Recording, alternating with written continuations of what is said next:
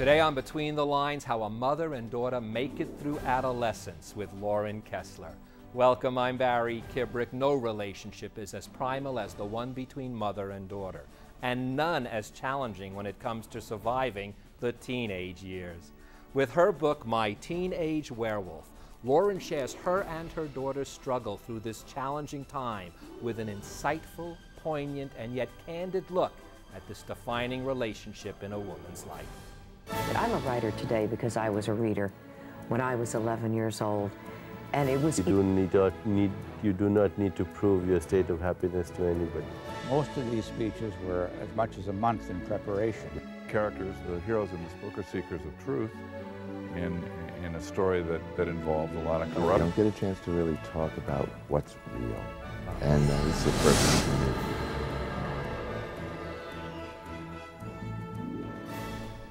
Lauren, welcome back. It is a pleasure to have you here again on Between the Lines. Oh, thank you, Barry. Listen, I wanted to say, the way you begin the book, I think is perfect. We'll just start with that.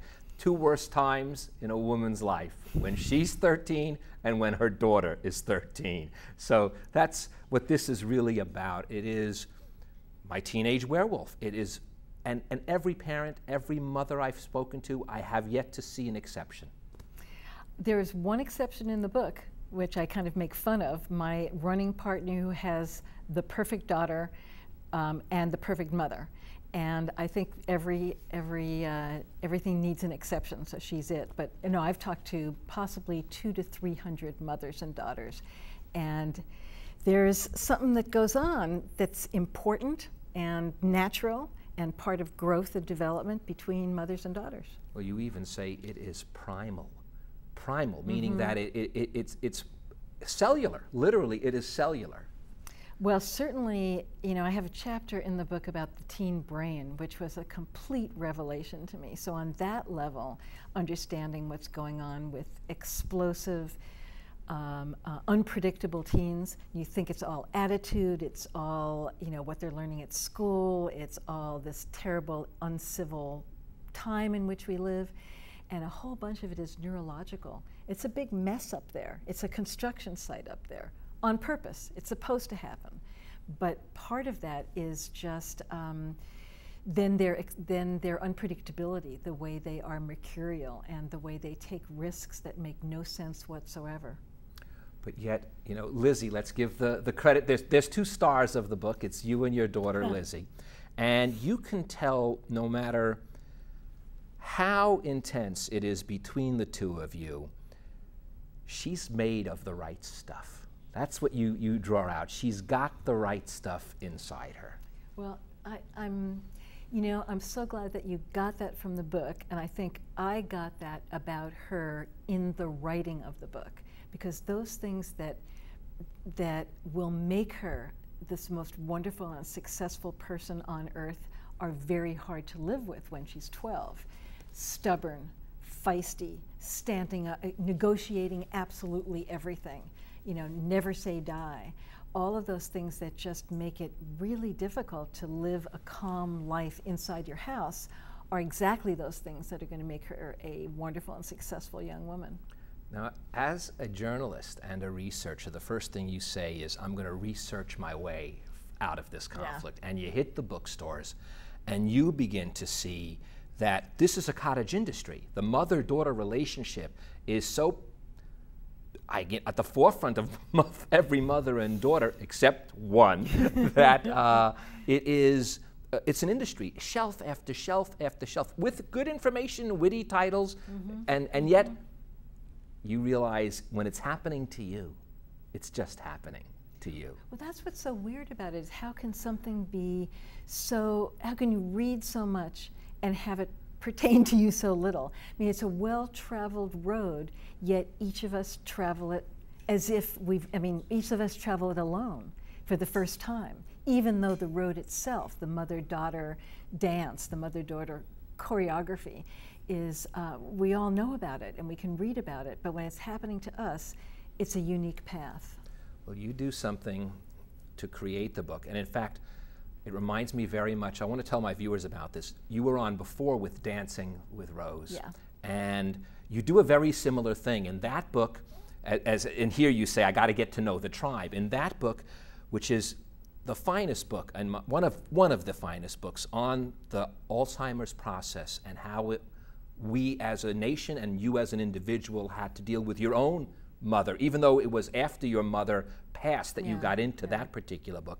But here what you do with your daughter, similar, where you worked in an Alzheimer's care facility, now you decide, I'm going to school and I'm going to observe this relationship that occupies my daughter's life for 8 hours a day. And you head out, and not undercover, you're not making believe it's not 21 Jump Street or anything like that. You're, as the mom, and everyone knows you're there, but that's what you do. You go into the school and you follow. Margaret Mead in middle school is what I called myself. Also, it would be hard for me to go undercover as a middle school girl. Oh, I think you could pull it off. You could pull it off. But yeah, you're right. It is immersion. And so I think that that's the way that I try and understand the worlds that I'm interested in the Dancing with Rose. It was the life lived by people with Alzheimer's, and now it's teen girl culture, is you read about it, you report about it, in this case, I interviewed teachers and therapists and coaches and a shaman, and everyone that I could think of, counselors who had anything to do with teen girls. But then there's a point where you just have to get in the trenches and see how they act and what they do and what they're made of. Well, you find out that, first of all, it's a mini soap opera occurs between every time the bell rings to go into another class. In fact, I want to read a part because I shared this with my wife and I couldn't stop laughing.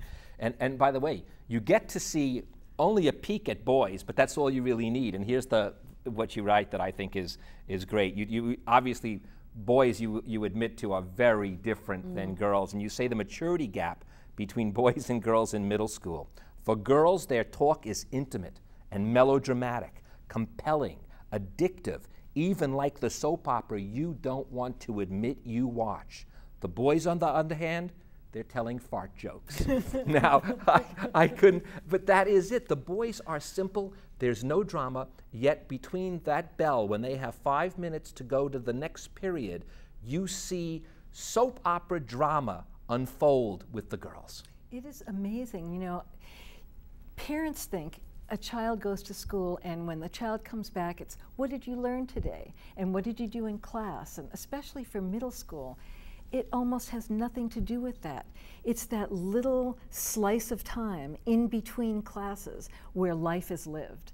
That's where friendships are made and broken, where crushes are expressed, where all of the drama of who you are and who you want to be and how you want to present yourself, and all of that kind of emotional stuff is happening in the 2 to 3 minutes in between classes. And then the classes, you have to be there. You know, one of the things you get from reading this, Lauren, is that it's not only learning about your daughter, but you are learning about yourself. I bet you've done more soul searching while trying to soul search for your daughter and her life about yourself. You can see how much you've learned. I know that sounds kind of strange because it's a book about the relationship, but you really get a sense that your own level of wisdom within is blossoming. Well, there is a person that I talked to, and I believe it was the shaman, who said that teen girls are put on earth to make sure that us adult women finally face our issues. Well, you know something? That's the other thing you have to deal with here. Throughout the book, you are dealing, and the biggest fear is, am I my mother? Yeah. It's my wife's fear as well. Am I my mother? Every daughter is afraid of turning out like their mother. Absolutely, and in this case, I mean, I think that's generalized or something, but in this case it was, my mother and I there was a break in our relationship that happened when I was an early teen. There was a distance that opened up that never closed. And we were both at fault for that, and it was exacerbated by me moving across the country and really not ever coming home again, making a home in the West. But I thought, you know, that's when it happened for me, when I was 12 or 13, when I stopped knowing my mother